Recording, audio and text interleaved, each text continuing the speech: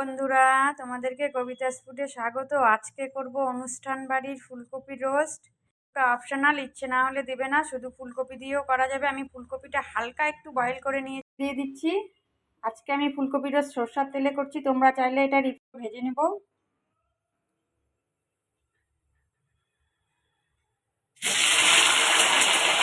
ফুলকপিটা ভাজার সময় আমি অল্প লবণ দিয়ে দিচ্ছি।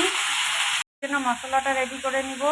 পোস্ত, কাজু কিশমিশ, আদা কুচি সব এগুলো একটা।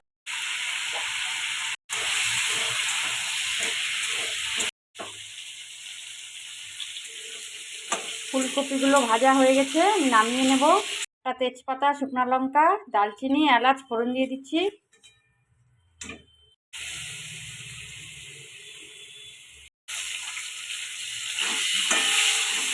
মশলাটা দিয়ে দিব। আমি পোস্তের সঙ্গে একটা টমেটো বেটে নিয়েছি।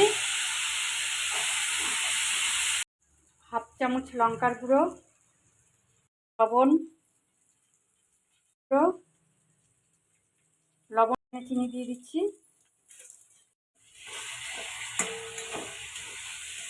লঙ্কা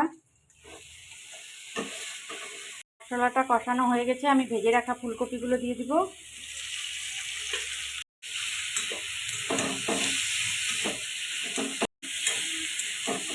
সামান্য পরিমাণে জল দিয়ে দেব।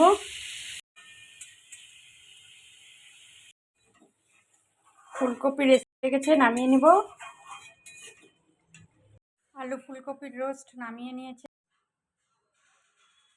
তোমরাও এইভাবে ফুলকপির রোস্টটা করবে, খেতে কিন্তু খুব ভালো লাগে।